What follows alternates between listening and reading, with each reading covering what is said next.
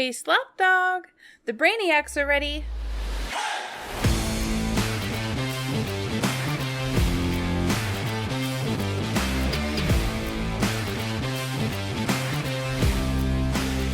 Welcome into LeatherBrainz, your host Slapdog, and we are back in business, ladies and gentlemen. I have Scotty Del Rey here with me, along with Alan Casanova Castro. Before we jump into today, Scotty, why were you laughing right before we started recording? Well, I mean, nobody else is going to think it's funny. Nobody else is, but it was funny because there are baked-in intros into the platform that we use, and for some reason, the intro that we used like 5 years ago popped up and started playing, and it was just I forgot it existed. I did too, it was terrible. It was pretty bad, and I was like, "What is this?" Who was that? Who voiced that? A gentleman. I think it was the guy who did the Old Spice. Is that James Earl Jones? Or yeah. Oh yeah, it could be friend of the pod. Darth Vader had him record it for us. Nice. Yeah, it really threw me for a loop too, because I didn't even know that was the thing, and then I clicked record. I'm like, what is this? But nobody's gonna hear it because obviously we have better stuff now. So, gentlemen, we missed last week. We had a lot going on. Life happens, but we're back. How's everybody doing? So good. Good. I'm still covered in mold, I think, from cleaning my freaking sink that exploded. Alan just informed me that you can buy a sensor, some high-tech gizmo from China that tells you if your sink's about to explode, and turns out it seems like it's a good idea. Gotta be the Chinese. It's definitely Chinese. It probably costs $1 billion now because of tariffs. It's actually just a Chinese guy that sits under your sink and screams whenever he senses water. He just starts screaming. Yeah, he just screams, "Matt, get in here! We have water." All right. I don't know what it would sound like. I would use a different voice if this wasn't being recorded, but I'm going to go with just a very generic voice. Just go for it. I think you should. Do you think Shane Gillis would care? No, No, I do not have Shane Gillis money to weather that storm. Shane Gillis would full send. Well, today, gentlemen, we're going to keep the train rolling of our divisional breakdown. So towards the end of the show, we're going to be talking about the AFC East and where we have our projections for these teams. Before we do that, of course, we have to jump into the news because we missed some things. Training camp is in full swing, which is exciting.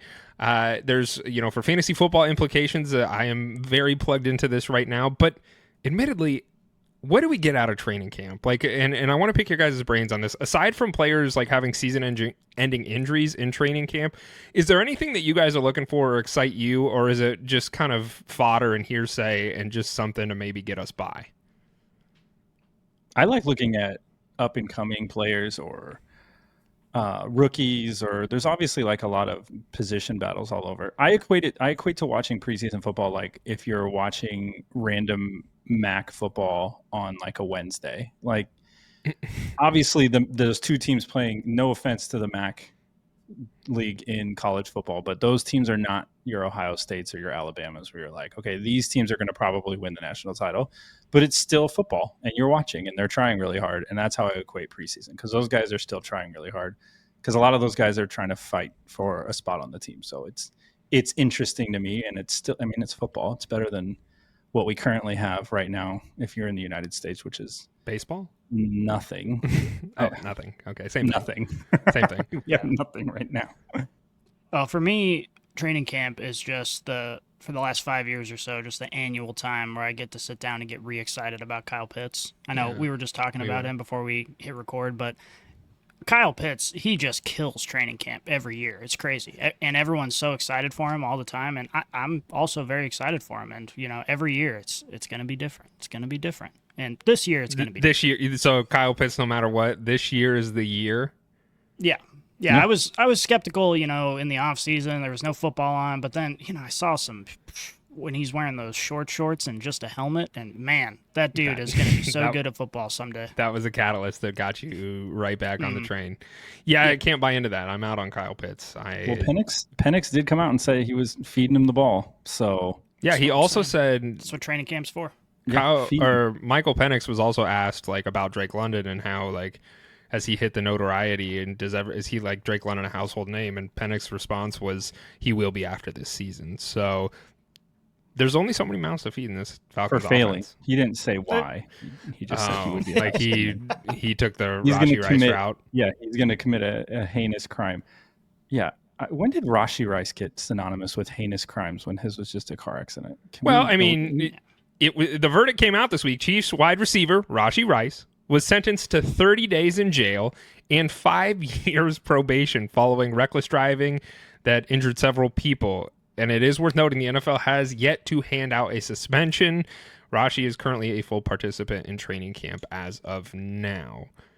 I think it's just because it's still like fresh wounds is maybe perhaps why everybody still is kind of in on it. And I know that this didn't happen this year, it happened last year, but we're kind of at that point where there's nothing to talk about in the NFL. And there's a lot of legal stuff going on. You have Jordan Addison as well, so he's had some stuff come up. And of course, the Judkins thing is another. So there's a lot of like legal stuff with a lot of these players who, and I think the other thing too is I don't want to point a finger at the offensive side of the ball, but I think those get highlighted just a little bit more because of fantasy football players and like how it impacts their fantasy teams. And that's if you go 100%. On subreddits or X or anything like that.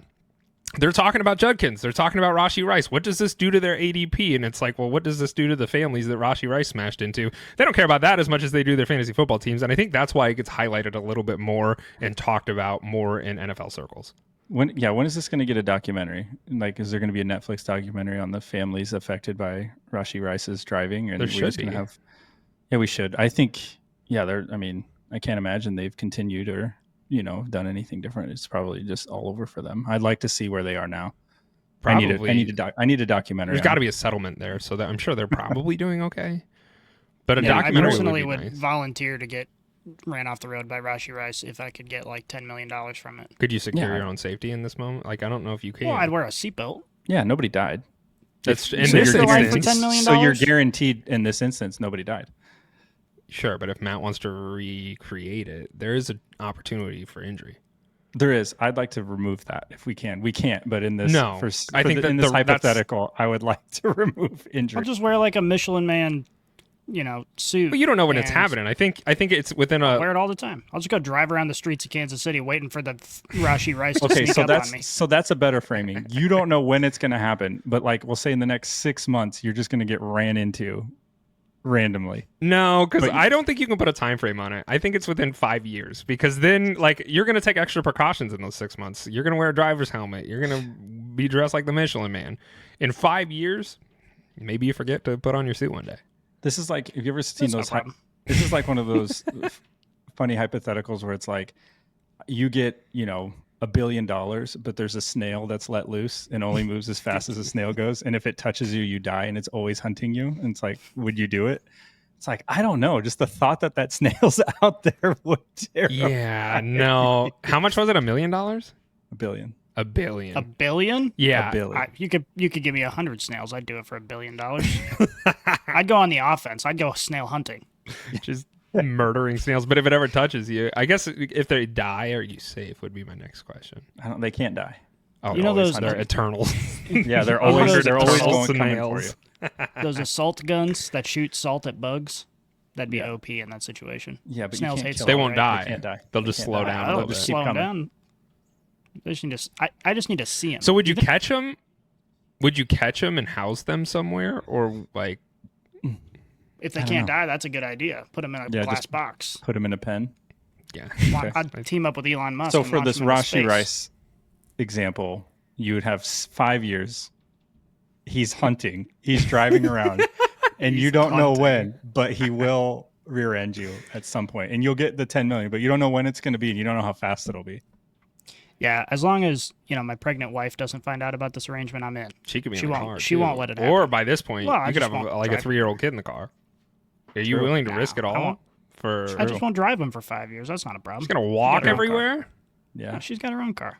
Just move to like Midtown where everything's at your fingertips. You don't have to drive. Could do that. Maybe, but yes, I would do it for sure. Yeah, I don't know if Rashee would, but I think it's good to know that you would. Will Levis, gentlemen, he's going to miss the entire season due to a shoulder injury. I found this to be comical. I mean, like what? I know we don't root for injury. Funny? No, but what I do think is funny is the timing.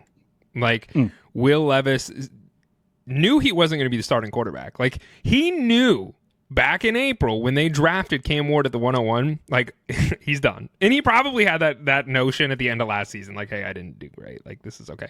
He waits until now to get the surgery so he just doesn't have to show up to anything and can just focus on his recovery versus being like a good teammate. He's like, fuck this, I'm out. So I that's when I heard the news of this, because it was like an elective surgery and it wasn't like this just happened in training camp. I don't even think they'd started training camp by the time this had like come out where he's like, I'm gonna go get surgery. And so I just found the timing to be hilarious because it signified to me that he's just like, I'm just gonna collect my paycheck and be on IR and get this fixed, versus I could have done this maybe at the very end of last season and been a participant of some way, shape, or form for the Titans. Nah, this is a good call.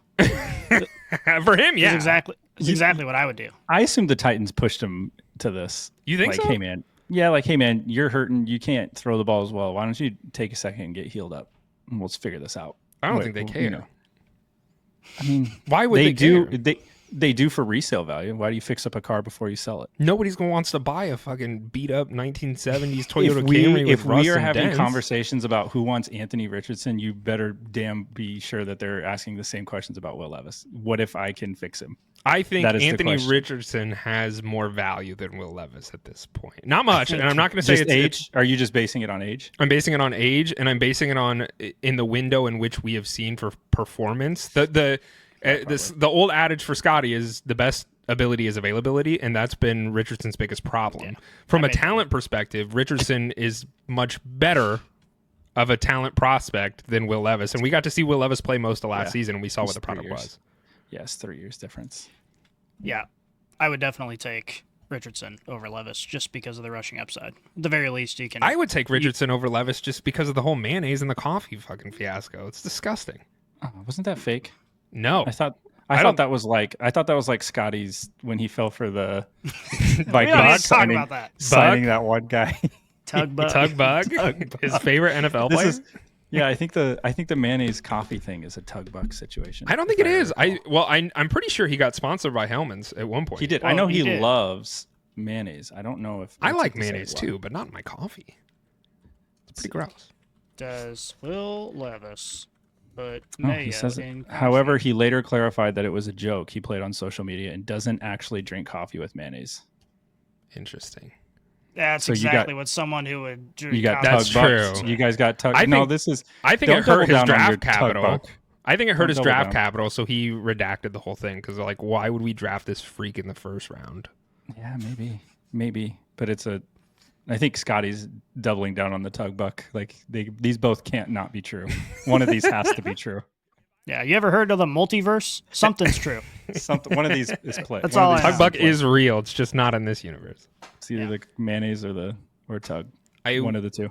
If I was obviously we know Tug Buck's just not a real individual, so I'd have to lean more that this Will Levis thing is true. Fair. So Cam Ward basically just gets to do whatever he wants this year, right? I think that was kind of the premise when he was drafted. That was the case. Right. But yeah, Now he really gets to do whatever he wants. yeah, he's got the keys to the kingdom. Let's kind of look at this. What are the expectations? And I know we're not talking about the Titans today, but what is your expectations for the Titans and Cam Ward specifically? Well, seeing as Treylon Burks just got let go literally, hours ago. Wait, because did he? He broke his collarbone and then the Titans immediately released him. So Treylon Burks is no longer. I was thinking of a available segment for us to do in like the coming weeks of like what's your favorite NFL memory, and up there is top 5 for me is the Titans trading away AJ Brown for the first round pick to draft Treylon Burks. Like that to me is hysterical. Like what a monumental bust of a decision that was. It's right up there with Deshaun Watson. The Eagles' Super Bowl is largely predicated on two teams making two of the worst decisions ever. Thank you, in Titans. their franchises. Thank you, Giants. Thank you, Giants. Thank you, Titans, for giving us AJ Brown and Saquon. So, I don't know how the Eagles only benefit from this. Well, I don't know what the other teams benefit from this, but yeah. So Cam Ward, I don't know because I don't know what this offense is going to look like. They're old, letting people go. That's just Tyler Lockett, Calvin Ridley. Yeah, I don't know. They've got Tajay Spears, and I don't Tony know, Pollard. So I don't think you can fairly grade him other than is he able to do something? I think if he does I think the neat thing for him is if he does anything with this offense, he'll be seen as a god. I agree. Because the expectations are so low. So as long as he can go out there and just showcase that he has any sort of ability to be able to grow, and like if they surround him with some actual talent, like what this could be, I think that the bar is set low enough for him where as long as he shows some sort of performance that's indicative that they made the right choice, he's good. But he doesn't need to come out and do Jaden Daniels-esque things year one. Like that's not even in the realm of conversation for him to be the long-term answer for the Titans, or at least the next few years for the Titans. Yeah, so I think if you're a Titans fan or if you're a Cam Ward fan, you're just kind of you're okay. There's nothing really to like assess necessarily, because if he fails, you're just going to blame it on the offense. Do you think Titans fans are like excited about this upcoming season, as far as like not that they think anything is going to happen, but like because of the what if possibility? I would say as a Chiefs fan, and Scotty, you can tell me, prior to Mahomes, that's kind of how it was. It was like, well, we got something new. Let's see how that goes, even though we knew we were never going to win. You're never going to do anything. When you had Brody Croyle or you had Brady Quinn, you basically just had guys like, I don't know, maybe he'll be good. Who knows? So I think that's probably where they're at. It's kind of like, I still love my team and maybe they do something great, but I'm not holding out any hope. So it's honestly like, from a mental standpoint, this is probably one of the best seasons if you're an NFL fan, because you're not actually like worried about anything. You're not like, oh my God, we better win. You're just like, if we win, that's great. If not, whatever. We keep doing what I'm doing. Nice. Well, and coming off the rookie seasons of people like Bo Nix and people like Drake May, like you have recent examples of quarterbacks who are like, wow, they're pretty good. Like, I know it's not perfect, but they're pretty good. And so that's what you're hoping for. You're just hoping for something to be excited about. So if I was them, yeah, I'm looking forward to it for sure. You got a brand new shiny first round pick. Yeah. I it's tough. Like I think Cam Ward is, obviously I think NFL scouters believe this as well, but he was the best quarterback prospect in this draft. I'm interested to see what it looks like, and I feel any good quarterback is going to a shitty team because they have good draft capital. So it's like, can they turn that organization around? I am not holding my breath that will be the case, but I'm interested to see what it looks like, I guess is the old adage we say here at LeatherBrainz, is what does it look like on the field? What does it look like? Speaking of what it looks like, let's talk about the Jets and quarterback Justin Fields. What the hell does that look like? Because Justin Fields, he was carted off the field this past week with a lower leg injury, and I am happy to report, we do not root for injuries here, that everyone on social media remained very calm. They didn't jump to any sort of conclusions whatsoever about what this meant for the Jets at all. Honestly, guys, that was a good thing, because when you get down to it, he just dislocated his toe. So he didn't break a leg. He didn't. His appendages were not flying off. He just simply dislocated his toe, and is expected to be fine to start the season. This is the fault of the training staff, though. Who is carting off somebody for a dislocated toe?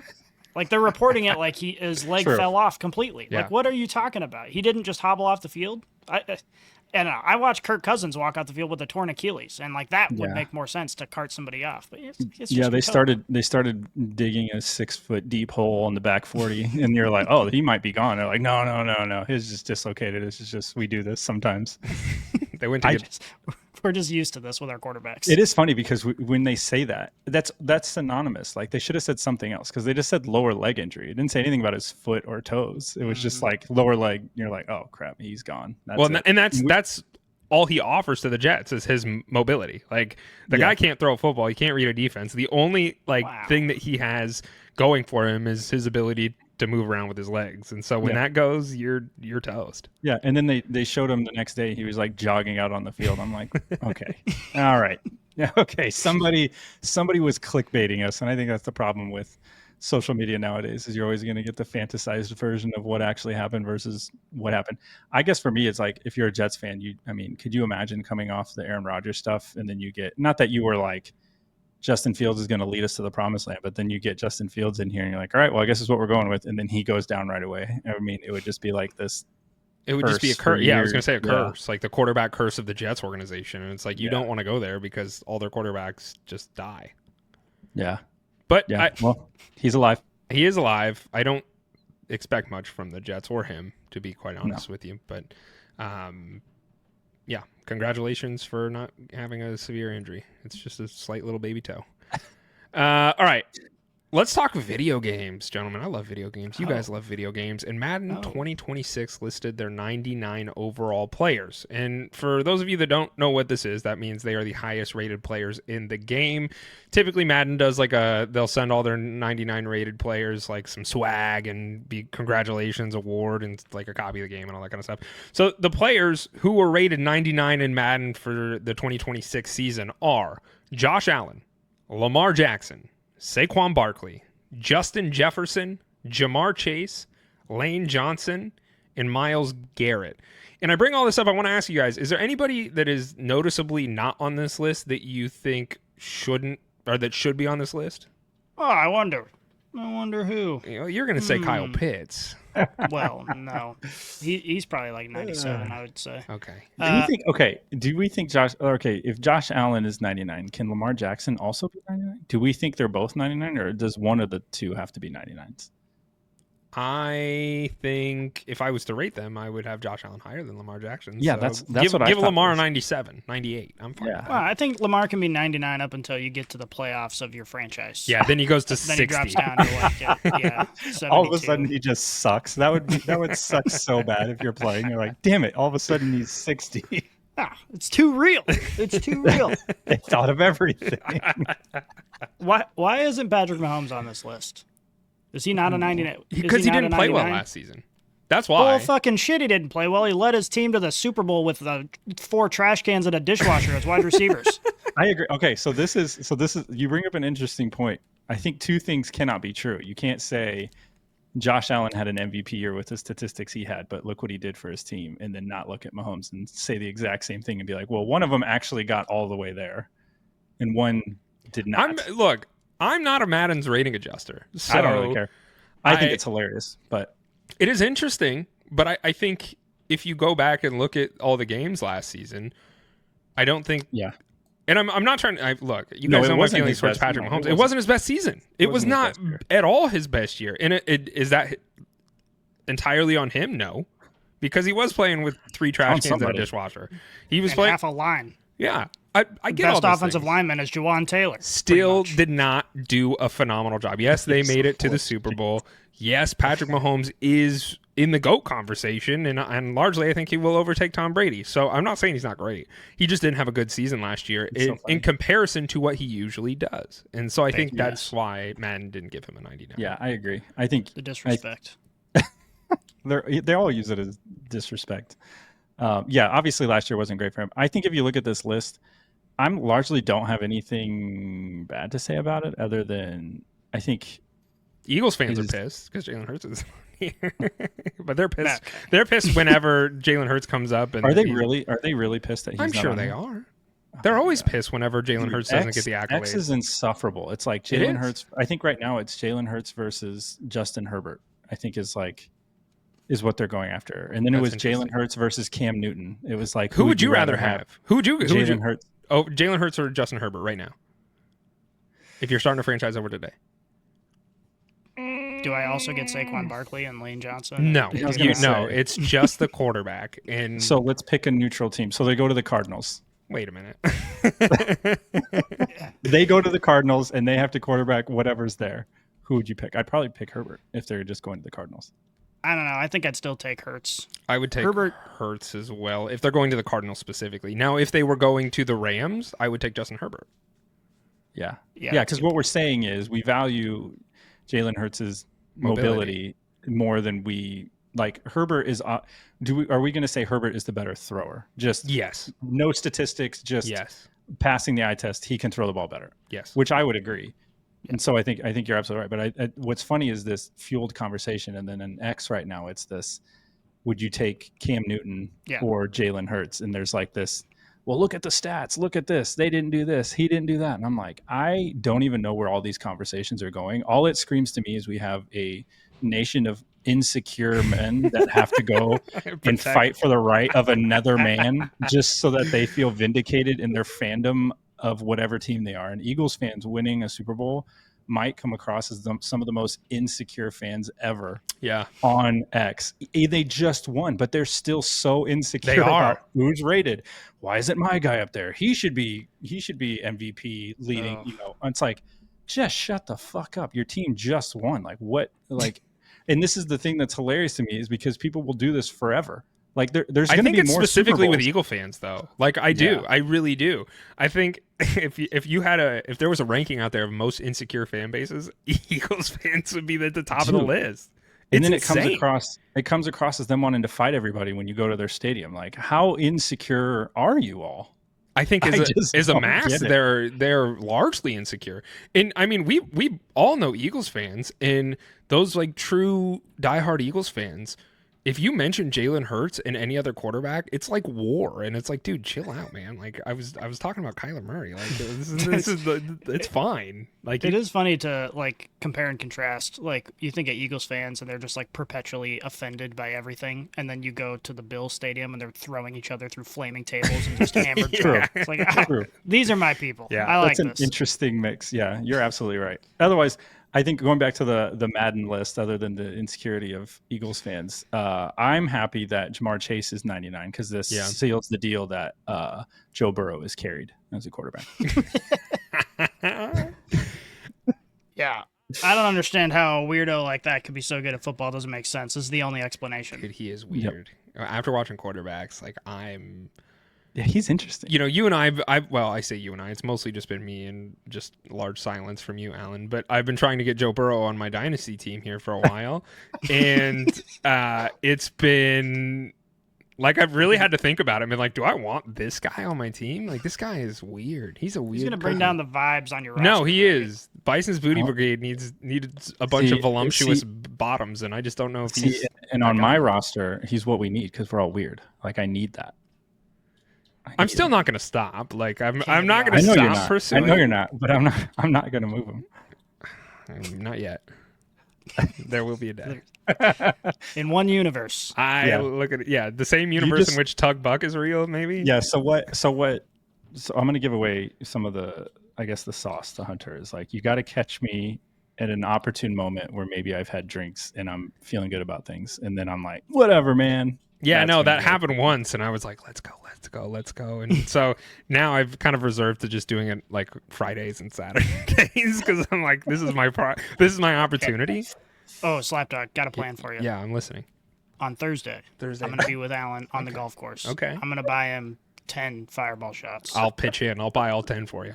Yeah, I also need some kickback from you, though, because I don't get anything out of this. But only if the deal goes through. Yeah. Well, give me like 50% up front. Okay. The other 50% after. Okay. I don't know if this is considered collusion, and I am the You're commissioner. not. Matt's not in the league anymore. I'm not in the league. No, I know. But I don't know if this is still considered I'm like collusion. a contractor.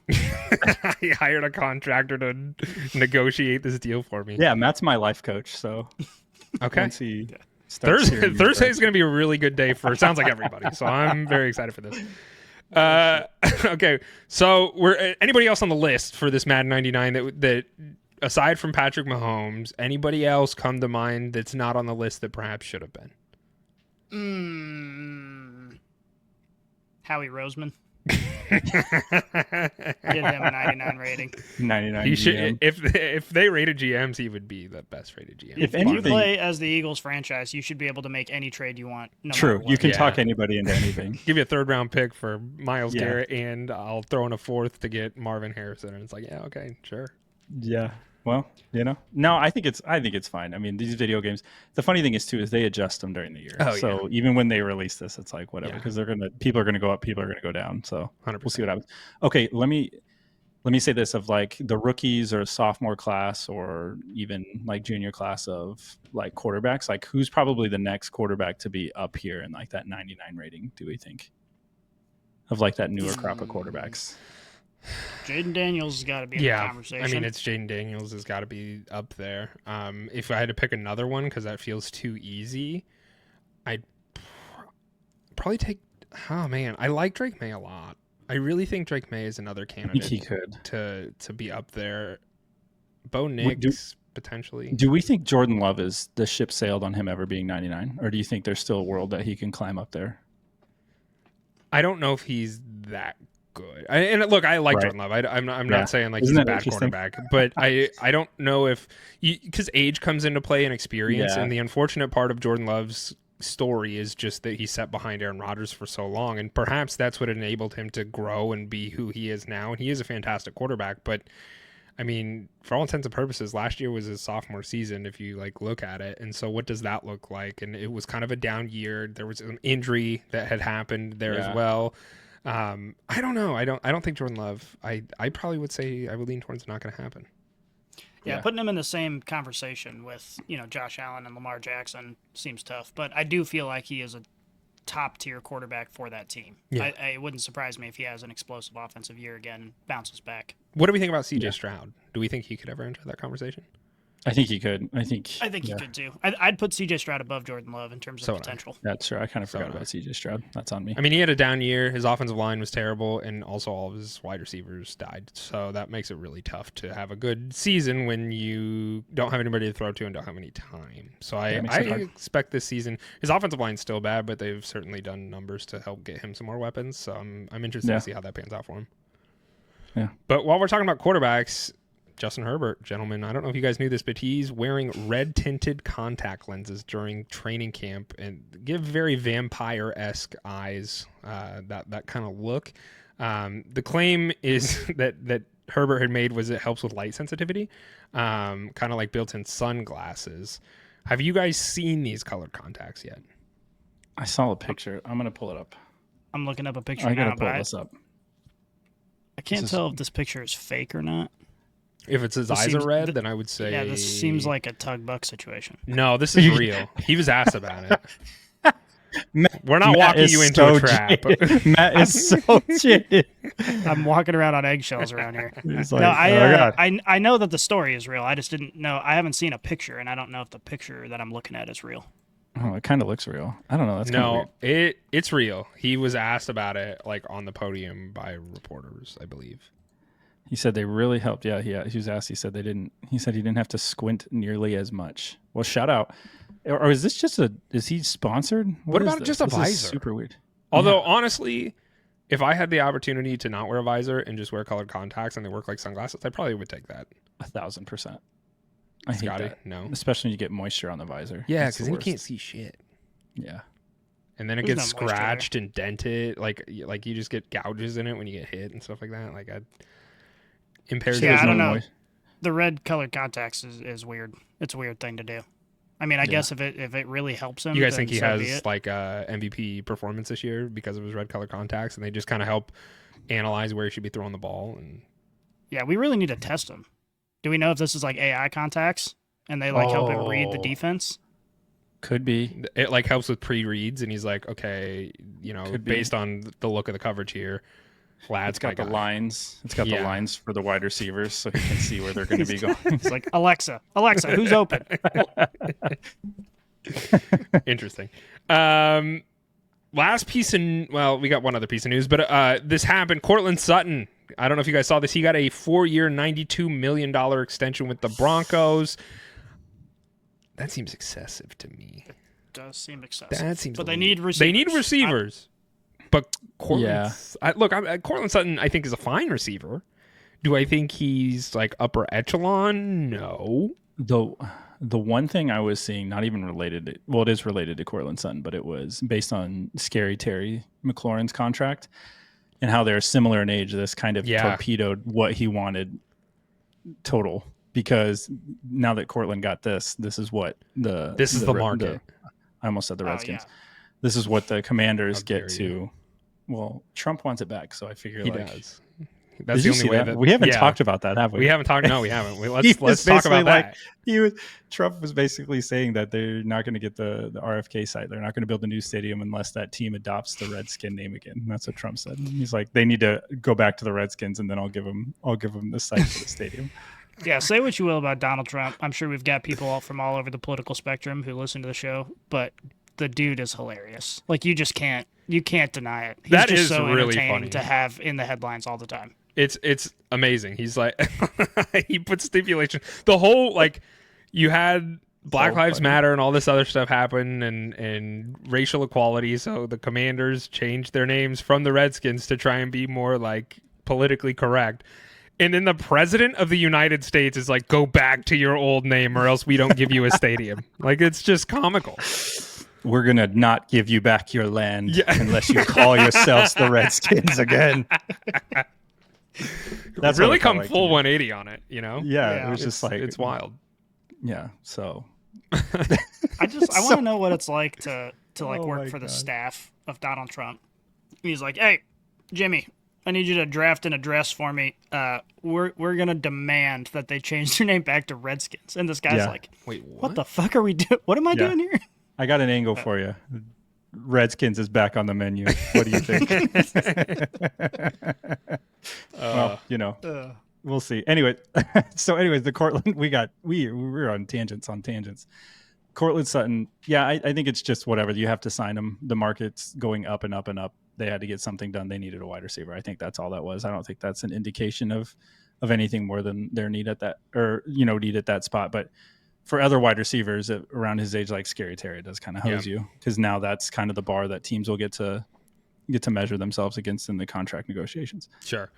Well, there are teams getting new NFL uniforms as well. Nearly half the league, in fact. I think it's like 8 to 15 teams are going to debut new alternate helmets and/or uniforms. The Bucks, they unveiled theirs. The white creamsicle uniform, which I was actually a big fan of. I think those things are sick, so I'm really happy to see those come. Chargers debuted some gold jerseys, which I also thought was pretty sharp. The Steelers, I don't know if you saw the Steelers uniform. It's their 1933 throwback, so I get the nostalgia, but God, those uniforms are so bad. Yeah, they're gross. They're terrible. Nostalgia for who? Who was watching football in 1933 that's still gung-ho People in about it now? Pittsburgh. The nostalgia is actually because that's the uniform that Heinz Ward wore when he was on the Dark Knight and he was running on the football field. So It's that's true. the nostalgia. So it's the uniform when their field blew up. That's the nostalgia. They're like, "Oh, please God." I remember this. It's pretty bad. Then the Saints or Packers are to follow with some alternates. So, I bring all this up. I'm just curious to know, like, what is your guys' thoughts on like the expanded uniform policy and that kind of thing? I don't care. I don't care that much. I'm very passionate about this, so this is why I asked you guys this question. All right. I think it needs to be done more. I think so. I think what they should do though is they should let the fans vote. Like there should be input. You're going to get buy-in that way, and Because probably I think if they're like, sales. hey, which jersey do you like, and give them some options, and then let them vote on like which one they want to see. I feel like they don't consult their consumer base enough. They just kind of like do things. Yeah. And it's like, I'd want the old school, like Seattle Seahawks ones, and I'd want the old school Tampa ones, and I'd want like throwback, across the board. I mean, the Chiefs haven't changed, so I can't get that because you wouldn't really. Here's do the anything. issue, though, that I don't know how to fix this, because I really like the mentality that you bring as far as like letting the fans decide, but inadvertently, I think you can also hose yourself because, for example, like you guys as Chiefs fans, you're going to go into Chiefs.com or whatever, and you're going to vote for your thing. All other 31 fan bases are going to go in and vote for the worst one, and inevitably you don't get the one that Yeah. It's sort of like when the city is like, "Hey, we're building a new bridge. Yes. We need everyone to name it," and then people go on like the city website and name it like Penis Brigade Bridge, and like it's just that, but uniforms. It'd be hilarious. But here's the thing: wouldn't that be amazing if if the community, like whatever, Chiefs or Cardinals or whatever, the community on subreddit like made just this like awful gaudy uniform and then put it on there and voted for it and it won. But then like everybody's buying it because I think ultimately that's what the NFL wants. Like they want people to buy it and they want like all the attention on it. Like that would be hilarious if they just let it happen and stop trying to like pretend that this isn't entertainment. Why are we doing a podcast? Why are we not in PR? Like this is genius. Yeah. I don't know. Can you imagine what all the Eagles fans or whatever would vote for like the Commanders uniforms? They would make that so it'd be racist hilarious. So fast. It'd be like so funny. it'd be a tank, but instead of the turret on front, it's like a dildo. It's just this giant penis dildo tank for the Commanders. Like that would be so hilarious if they had to wear it. Yeah, and if they had to wear it, like just like you said, Alan, I imagine a lot of people would go buy it just because it's hilarious. Just because, yes, I think, or you lean into it and say your division rivals design your jersey for one game. So now you're really leaning into it. So it's supposed to be like just ugly, ridiculous. The Chiefs one would probably just be a ref's uniform, just to confuse everybody. That would be it would just be the stripes. I'd be dying. I And you'd would be buy dying. it. You would 100% It would be buy it. it would be hilarious if there was a legit NFL Mahomes jersey that was a ref's uniform. I would buy that in a heartbeat. That would be That awesome. would be amazing. We should make those for our show. That would be Yeah. great. We could sell them. I bet that a lot of people would buy them. All right, that's a Not the we need people to I want to talk to. let's Alright. clip this. Trademark. We should clip this because I feel like this is a good social media fodder. I think Yeah. Yeti needs to get on this and start crafting. Yeah. Like, what if your division rivals designed your Yeah, jerseys? that would be great. Okay. Okay, write that down. What I was going to say about the uniform policy. This is a great idea. So now everything that I say just seems inevitably worse than the conversation we just had. But I think that like teams need to get cooler jerseys.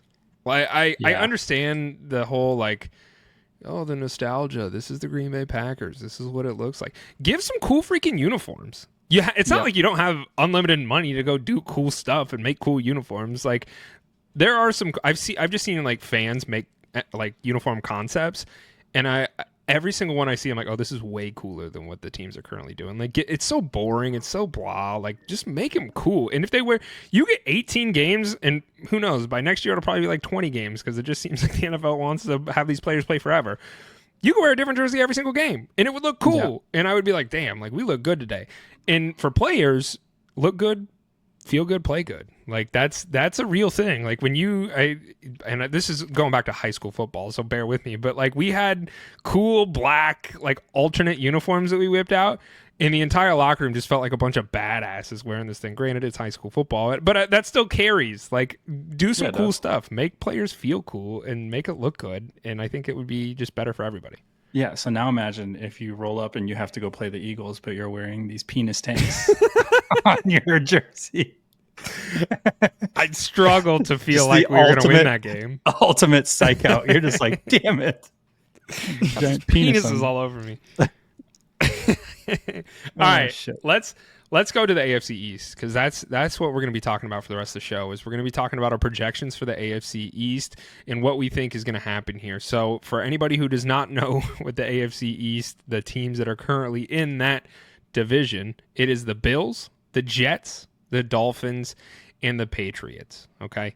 I'm going to share the Vegas lines and share with you guys what Vegas has, how this pans out. Is they have the Bills winning this, and they have the Bills winning this division pretty handily at minus 300. Next in line, they have the Patriots at plus 475, followed by the Dolphins at plus 850, and then the Jets at the bottom of the division at plus 1800. I think it's worth noting that the Patriots have a better. Vegas has the Patriots finishing higher than the Dolphins. Obviously, I don't think we need to spend a lot of time on the Bills. I think they are very clearly the winner here for this division. But, do you find that interesting that the Patriots are higher up than the Dolphins here? So I saw this before we started recording, and I think that more has to do probably with what the Patriots schedule looks like, as I was like thumbing through who they had to play. Yeah. And as I was scrolling down, obviously they get to play New York twice, which that's always a bonus, but so is everybody else in that division. But they also draw the Raiders, the Steelers, the Saints, the Titans, the Panthers. Some pretty ass teams. The Browns. And they get the Buccaneers. That's good. Like, out of like their first half, like over half of their schedule, the two toughest teams will play is at Buffalo and at Cincinnati. And other than that, they get the Giants, they get like Atlanta, they get all these teams that are not known commodities. So by the time they even get to week 15, when they're, in the thick of their schedule again, like they could have second place pretty wrapped up, but probably just due to who they're playing. So I guess if the Patriots, do you think taking schedule out of it, do you think the Dolphins are a better team than the Patriots this upcoming season? And not talking about strength of schedule. We're like, if you, obviously the Dolphins and Patriots are going to play this year because they're in the same division. But what do you think, the Patriots are the better team, or do you think it's more based on their strength of schedule that gets them there? I think it's got to be that, and they're, obviously a new coaching staff in Drake May. But I would still take Miami heads up, like if they were to play each other. Scotty, you agree with that? I think so. The Dolphins are just interesting because we've just seen both sides of the coin with this team, and we've seen them be one of the best offenses in football, and we know that they're capable of doing that. But I just don't have a ton of faith in this Dolphins team. I really do like the trajectory of New England, and then having sort of the cupcake schedule makes makes it a lot better. But there's still lots of unknowns there. What I makes mean, you you're not dealing- have faith in the Dolphins? You said, I don't have much faith in this Dolphins team. Where's the hesitancy come from? Well, the head coach first and foremost. We've talked about it many times. I get the vibe from him that he's an offensive mind, but he's not real good at adapting. I don't think he's necessarily got the head coach respect that you'd see from other coaches around the league. And it just seems like it's ripe for collapse, like the situation does. You also have Tyreek Hill, in the offseason talking about how he wants to be moved. And it's just not very cohesive there, despite the fact that they have some talent. And then, the cherry on top is, of course, Tua. We just don't have any idea how the rest of his career is going to go if he's going to stay healthy. So there's just a lot of things that could make that team go from okay to just be terrible very, very quickly. Whereas the Patriots are on the up and up. I mean, everything is pointing in the right direction for them. They still have a lot of unknowns. We don't know how the new coaching staff is going to gel with the team, but I think most NFL fans are on the same page that, hey, this is a team that's getting a lot better, and you combine that with the schedule that they've got, and I just have a lot more faith in them and their success for this season. As far as the head-to-head matchup, I think it's going to depend on at what point they meet in the year. I don't have the schedules in front of me, but if you give this Patriots team some time to get cohesive and to get some confidence, they might be a better team. Well, Yeah. and that's exactly what I'm glad you brought that up, because if they played week 1, I'd probably have the Dolphins winning. But as the season progresses, I think there's a very legitimate chance the Patriots overcome the Dolphins, and they will beat the Dolphins. So I'm glad you brought that up, because that's kind of where my mentality went in that regard as well. Alan, so you do think the Dolphins, head-to-head, right up, who do you got right now? I would say so, just because of the weapons they have. I think the Patriots are on a better trajectory, but I think that Miami still has better weapons overall to go win a game. I think the Patriots wide receiver room is super interesting, because they brought in Stephon Diggs, they brought in Mac Hollins, and Stephon Diggs obviously coming off an injury. He's getting older. Mac Hollins he seems like a use case scenario wide receiver. They don't really have Did you anything say nutcase consistent. scenario with his walking around barefoot? Yeah, and he was dressed up like one of the Muppets one time too. He's got a lot of things going on. He's got a lot of things going on. I will say underrated, but still I feel like one of their top weapons on offense being Hunter Henry. I think they have pieces that can get it done, but I think straight up, I think the timing of it, I think, does make a lot of sense, because I think later on in the year, and if I know this coaching staff like I think I do, they're going to rely. They're going to want to gel these running backs really early. And it'll be interesting what somebody like Travion Henderson out of Ohio State does for this offense, because I think it's probably going to be more about controlling it and then just letting Drake May kind of figure it out with their lack of wide receiver talent. It honestly reminds me of those Titans teams where they didn't have a lot of wide receivers. I expect Stephon Diggs to be involved, and he's coming back from an ACL injury, and all projections are showing that he's going to be ready to go week 1, which is kind of crazy. But I love the fact you brought up Travion Henderson, because that's exactly what I was going to say. Is I really get the understanding that this is kind of going to be a Titans team again with Mike Vrabel, where he's going to want to run the ball. He's going to run it effectively, and then they're going to pass when needed. And I think the game script is going to be indicative of, we want to control the ball and we want to develop Drake May without putting too much pressure on him, is kind of where I see this going. But I think the talent around him, they still need some wide receiver help, but I think Diggs is going to be a very usable wide receiver. Coming back from injury is really the main question of concern for them. And so I think overall, I think we're all kind of all on the same page here. I think the Patriots have a better trajectory. And I didn't tell you guys this, but I did look into my crystal ball before we started recording here. And this is what I saw, gentlemen, is the Dolphins are going to do the same thing that they've done the last 2 years, and they're going to collapse by the end of the season. And I think you're going to see a huge, at least I did in my crystal ball, is they're going to blow it up. Mike McDaniel is going to be gone. Tyreek Hill is going to be gone. And then I think the new coaching regime, I think Tua will be there next year. And then after that, Tua will be gone. And all of that's predicated on him staying healthy. But in the event that he does stay healthy, I still think they look to move past Tua and move on from him and just start this whole thing over. I think the only things that are safe from a Dolphins standpoint, I think Jalen Waddle is going to be around for a little while, and potentially Devon Achane. And that's really... what I see in this crystal ball for what happens for this team moving forward, because I don't think it's going to end well. Yeah, I think we've seen. History would be on your side with that as far as the Dolphins collapse. We see that where they start hot, Yeah.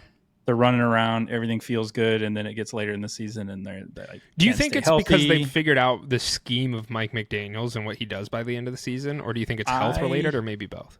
So here's the thing: like, attrition's going to happen. It's football. This is like one of the more physically demanding sports these that has ever been played, and there's going to be injuries. You're not 100% by the time you get to the end of the year.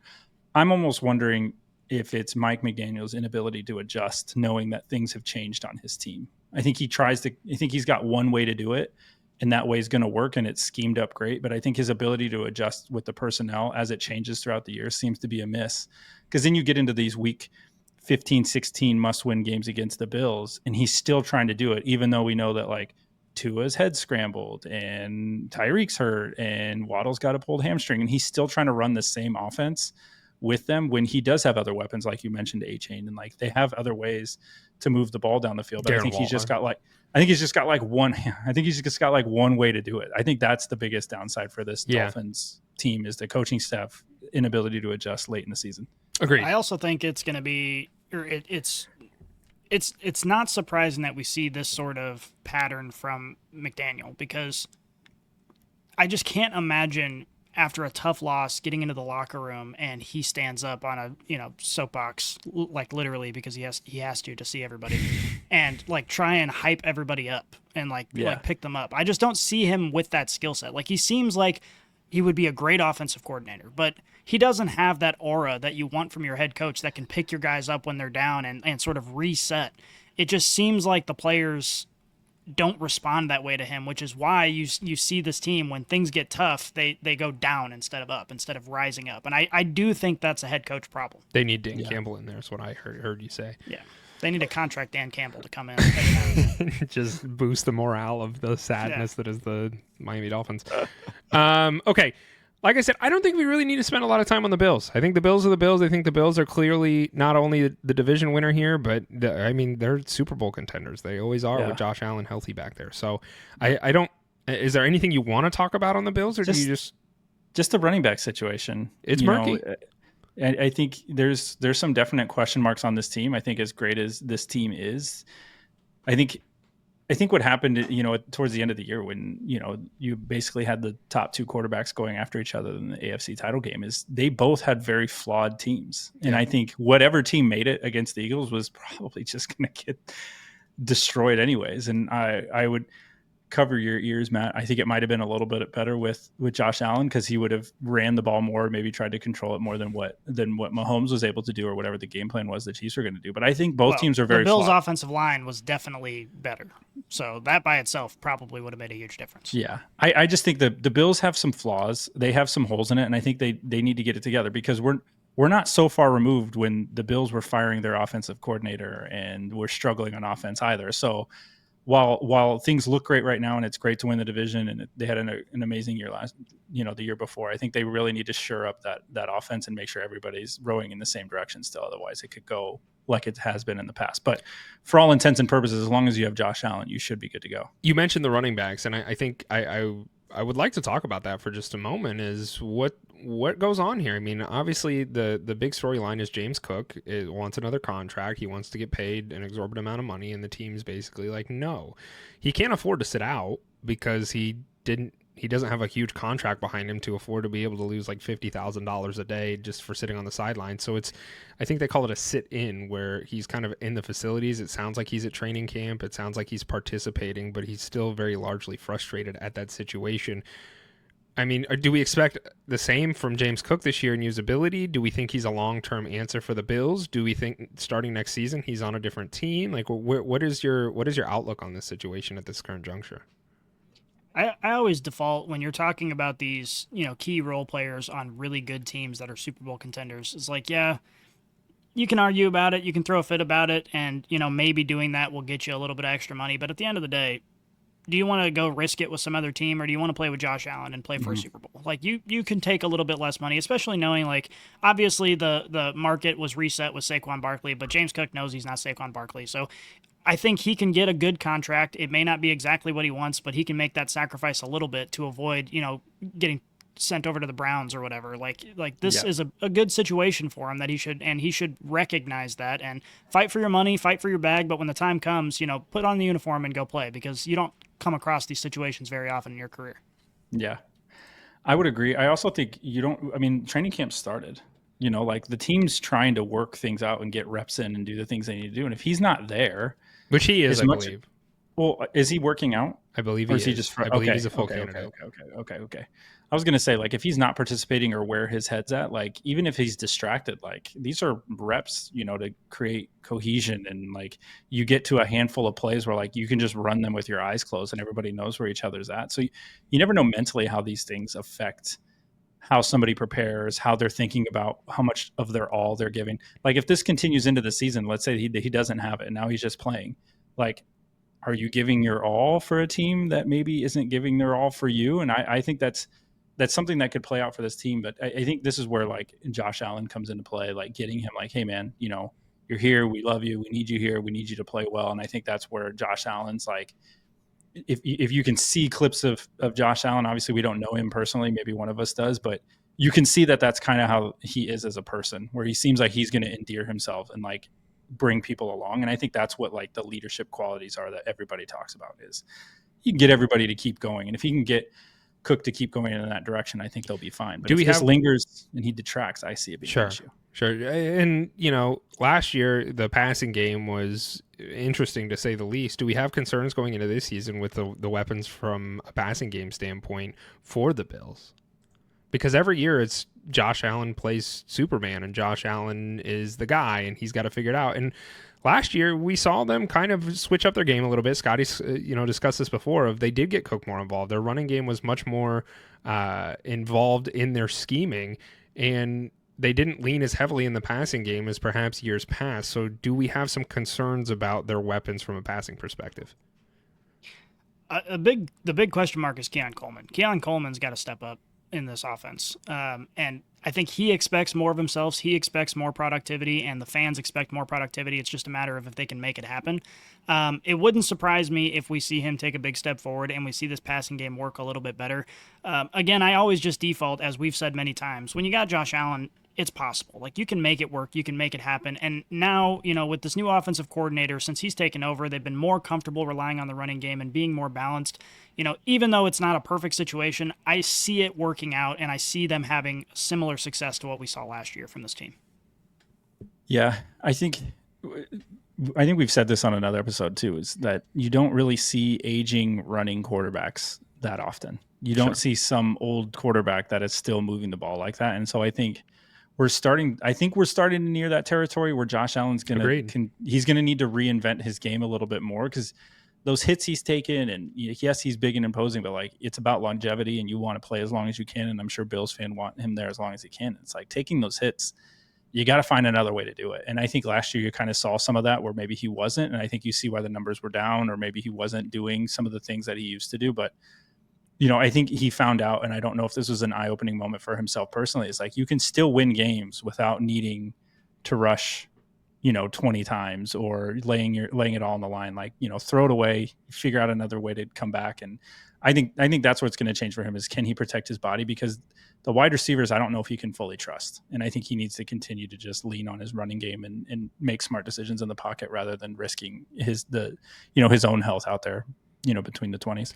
Well, yeah, and this is a conversation perhaps for another day, but I kind of want to explore it just a little bit. There's another quarterback who was an MVP conversation who plays very similar to Josh Allen, and that being Lamar Jackson. Obviously, the wheels are going to fall off for both these guys sooner rather than later from a running perspective, and they're going to have to change their game. We saw Lamar throw a lot last season with great effect.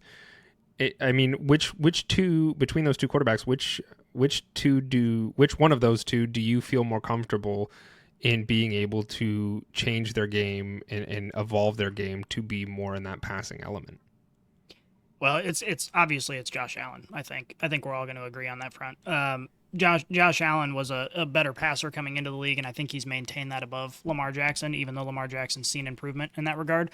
But honestly, I see this conversation pertaining much more to Lamar Jackson than to Josh Allen. Sure. Mostly because of the size. I mean, Josh Allen is a big guy and he can take those hits, and it is what it is. Lamar Jackson lost a bunch of weight before last season, and it made him shifty, but these are NFL linebackers, man. Like, you take one wrong hit, and if you only weigh 220 pounds or 200 pounds or whatever Lamar Jackson weighs, like, it can be rough. So Lamar Jackson, I'm a little bit more worried about that than I am with Josh Allen. I think Josh Allen's got many good years left as long as he's smart about it and doesn't get frustrated and start lowering his shoulder every play. I think he can last a long time doing what he's doing in the league. Okay. Yeah. The last team to talk about here is the Jets, gentlemen. And the Jets, being at plus 1,800, are projected to be at the bottom of the division. I completely agree with that. I think the Jets are arguably still going to be one of the worst teams in the NFL by the end of the season. I agree. And I think a lot of that is predicated on all of the decisions that have been made this offseason. And obviously, they made a head coaching change, and Aaron Glenn is the new head coach, which I do think is a good move. You can make the argument that, and we've had this conversation multiple times about Robert Saleh and how perhaps his departure was due to Aaron Rodgers, et cetera, et cetera. We're going to move past that. Aaron Glenn is a defensive-minded head coach. That's why he was with the Lions. I think that was a good move for them.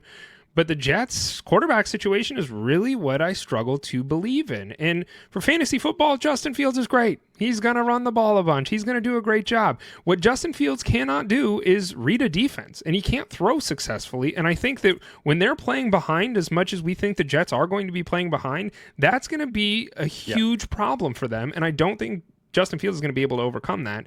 They signed him to a 3-year deal. I think they have some sort of nuance to get out early on that. In the event that they do, I think we will find that Justin Fields will not be there for a full 3-year stint, because I don't think he's that talented of a player. That's where my concern is for the Jets. Scotty, I don't know if you agree with me, because you've been on record saying you've been excited for the Jets and Justin Fields and what this is going to do here. So I want to pick your brain and see, have you changed your opinion on that? Or are you still largely excited for what Justin Fields and this Jets team have to offer this season? Okay, so in 2024, the Jets went 5-12. I think they're going to be better than that this year.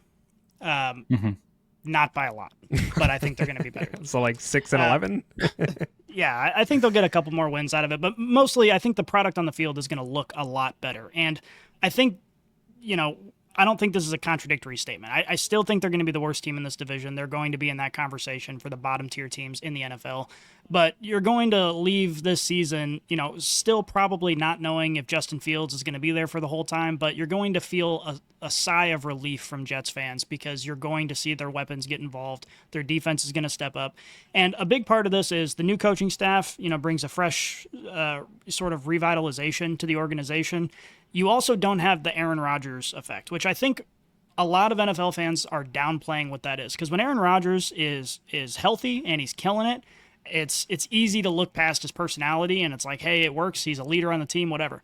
But you can just sense that when Aaron Rodgers is in the building and shit is hitting the fan and everything's going wrong, you're going to start seeing different players sort of resent him, especially when he's on the tail end of his career and he sees himself as this big shot, like he was earlier. And you're going to get that sense of resentment. And there was just so much turmoil, so many different things happening that caused this Jets team to be really, really bad. We have to remember there are a lot of weapons on this team on offense and on defense. They have a lot of really, really good players on this team. They don't have a quarterback, which is a problem when it comes to wins and losses. But I do think Justin Fields is going to have the best year of his career. I think the Jets team overall is going to look better than what we've seen in the last couple seasons. And the Jets fans are going to say, hey, we're not winning the Super Bowl anytime soon, but I'm glad we got to see a little bit of football being played on this field instead of just whatever it was, the last 2 years. Draw the line in the sand, Alan. If you look at the depth chart for the Jets and you just cover up the quarterback position, you're like, damn, this team looks pretty damn good. You just go down. You got Garrett Wilson, you got Breece Hall, even like somebody like Alan Lazard is like, that's a solid number 3. The offensive line needs some work for sure. But then you go to the defense and you got like Quinnen Williams, you have Sauce Gardner, and you have like playmakers at different levels at different areas of this team. But then you uncover the quarterback and you're like, I think it just highlights like how important the quarterback position is overall. I think we kind of take for granted some of these players at the top that are quarterback. You know, we talk about Josh Allen and Lamar Jackson, and we're like splitting hairs with all of them. But I think we severely like underestimate like how important it is. Like the quarterback position is just so fucking important, and you see it here with the Jets, because then you uncover that line and you see what. And then you see what they have. And they had Aaron Rodgers, and I think that's why people were so optimistic, because you're like, they're a quarterback away. And I still think if you go back and listen to episodes from 2 years ago, I said they're a quarterback exact same thing. And you look at their depth chart now, and they're still a quarterback away. I do think it's interesting, because I wonder if Justin Fields can give them something that none of the quarterbacks had given them before, and that is that running element, the ability to get out and scramble. If that offensive line is still working itself into a lather and it isn't shored up, like, can that right some wrongs? And can they lean on the running game? And will they lean on the running game? And then will Garrett Wilson be patient and when he gets his shots? Because that's what it's ultimately going to come down to. Because I think there's a style that this offense has to play to be successful. If they can play it and this defense can revert to what it had been in the past of just being like very dominant in like holding teams down, I think the Jets could find a lot of success. Like, I think they could win way more games than they're projected to. I don't think they're going to win the division by any means, but I think they could play themselves into a situation where late into the year, they're like, oh, you know, when you look at the graphic and they're like, teams still in contention for the wild card spot. And you like, look at the Jets and you're like, oh, okay. I think to me, that's what would signify a good year for the Jets, is late in the year, they're still in it and they have the opportunity to sneak in as a wild card team in the playoffs. Not that they'll do it, but I think that's kind of that was going to be my next question is where do we project these teams at from a divisional standpoint? So Bills, Jets, Dolphins, Patriots, rank them 1 through 4 of where you think they finish this season. Scotty. Well, it's going to go Bills. I mean, I'm going to follow the Vegas line exactly. I think they nailed it. So yeah, it's Bills, Patriots, Dolphins, Jets. But at the end of the season, I think we're going to look at this Jets team. We're going to see him have maybe 8 wins. We're going to see Justin Fields throw for 3,000 yards and rush for another 700.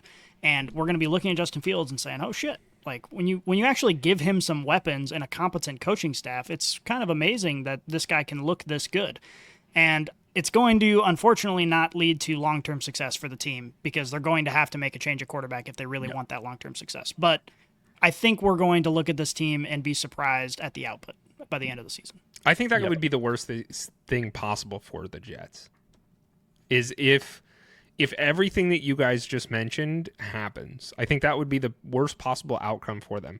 If Justin Fields threw for 3,000 yards and rushed for 700 yards, and they were a wild card contender, and maybe that's very loosely said, and depending upon how all the things shake out, I think that's probably the worst thing for them, because now you're sitting there saying, is Justin Fields good enough? Is Justin Fields able to lead this team?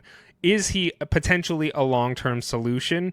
And I think you could find yourselves in a Steeler-esque mentality where maybe you're middle of the pack and you don't have anything to be able to help rebuild. That's where my concern would be. And if I was a Jets fan, I would rather just know. Either he comes out and he kicks ass and you know he's the guy, or you know very quickly he's not the guy, and then the organization can take steps moving forward. And I think if you find yourself in the middle of the pack, you're going to be divided, where you're like, well, he did this really well this time, and then this week he didn't do this very well. And I think the inconsistency is going to be the big pain point for long-term solution that I could see playing out. I kind of see it transpiring, Justin Fields' time with the Jets transpiring like Geno Smith's did with Seattle, where it was like they brought him in, no expectations. Oh, he's actually pretty good. And then eventually they just kind of part ways, and it's not a huge to do. And eventually they have to rebuild. And I think that's going to coincide, relatively nicely with a lot of their young players and their contract extensions. And they're going to have to make a lot of hard decisions over the next few years. I think we're going to see a similar trajectory where people don't want to write them off, but they're not competing for anything, but eventually they're going to have to take that step forward, whether that's by completely rebuilding or making huge changes somewhere. They're going to have to do that at some point in time. Well, and most teams in the NFL are like that. I mean, we've been talking about Josh Allen and Lamar Jackson and Patrick Mahomes, but most teams in the NFL are in this situation where it's like, can he do it? Is Kyler Murray the guy? Is Geno Smith the guy? Like everyone's in this boat. So you're just I'd rather be in the optimistic boat of the Broncos or the Patriots, where you can see a path forward, and that's where I have concerns that the Jets don't. This is definitely a Band-Aid thing for the Jets right now, right? Like they're just like, okay, we'll see if this can hold us together. I think to answer your question, I see it the same way Vegas and Scotty does. I was actually annoyed when I saw the Vegas lines because I wanted the Patriots to be second, but I guess it's, thinking in the same lines. The one thing I'll say about the order that this shakes out, I don't think I would be as surprised if the Dolphins finished dead last either. I think, like you said, where the wheels fall off, an injury here or there, and then like everything goes plummeting. That's a realistic scenario within reach for the Dolphins, unfortunately. And like, this is going to be a very interesting season. It'll be they need to start so fast, otherwise, I could see where we just say if like Tua the Jets gets concussed better week 4, yeah. I think that's Or it. I or think if it's Tyreek Hill pulls an Antonio Brown at some point, and it's just like, I'm out of here, guys. That's also it. sure. I got too many kids to deal with this. Yeah. Yeah, I think Probably why you should be on the field. what you say about the Dolphins is interesting, though, because I agree with you that I wouldn't be surprised if they finished last in this division after a complete collapse. I also wouldn't be surprised if they finished second. If all of a sudden this offense is actually kind of working pretty consistently. So, like, they run the gambit. We could see anything out of What do you Miami. think? What in all the probability of outcomes, what is more likely in your mind, though? The most likely outcome is they finish third. Okay. And the second most likely is they finish last. Okay. Yeah, I think so too. Gentlemen, I think we're all in agreement here. I think Vegas is where we're going to lean on this, which is boring podcasting, but I think realistically that is how this shakes out. But the Dolphins are that wild card where things could go wildly right. I think more likely things will go wildly wrong, but there is that case where they could sneak their way into second. I think the Jets are still in last. I think that's a no-brainer for me. I think that the Jets are just going to keep jetting until they I don't even know. They don't know. Man. They don't know. They need a quarterback. They do. Okay, I know we're running low on time here, but a couple quick questions. Is Josh Allen going to repeat an MVP season this year? Yes or no? No. Okay, I agree with that. Pat your moms. I don't know about that. Hey, man. Will Josh Allen finish it, or will he be a top 5 contender for MVP this season? Probably. I'm going to say yes. I'm going to say yes. I think I mean, probably. If he has another season like they did last year, though, I don't think he'll be a serious contender. They might mention his name, but like they're not going to give it to him or seriously consider him 2 years in a row with kind of underwhelming stats. I think he's going to have to show out to really be in the conversation. Okay. Yeah, I agree. What team do you think could have a disappointing year? I think we covered that one. Projected win. That was it, gentlemen. I think that was about it. That's it. We got them. We got them all. We did it. We covered the AFC East. So this was fun. We'll do this again next week. I will not be here, gentlemen. I will be on vacation. We'll do it again. You guys will will do the AFC. But I'll give you we'll my do the AFC West then. Oh, yes. Yeah, we're doing the AFC I'll give West you my with projections. I will gladly not be here for that one. I'm glad to not have to listen to Hunter try and make the case that Bo Nix is going to run the Chiefs out of town. I know he wants to so bad. He wants to so bad. No, it's the Raiders, baby. It's Gino. Oh, that's even never mind. We're saving that conversation for you, Jack. You might want to. It might make for a good show. But I appreciate you guys. I love you guys. All you listeners out there, hit the subscribe button wherever you might be. We genuinely appreciate it. We go follow us on any social media platform. We're everywhere. We got content coming out constantly. Daily there is content coming out on all platforms. So go check it out. LeatherBrainz with a Z. And let's get out of here. We are out.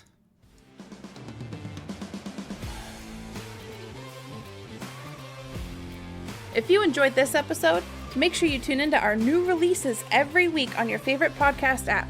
Follow us on Twitter, Instagram, and Facebook, and check out LeatherBrainz.com for all of your fantasy football needs. And remember, Brainiacs, a championship should be more than a fantasy.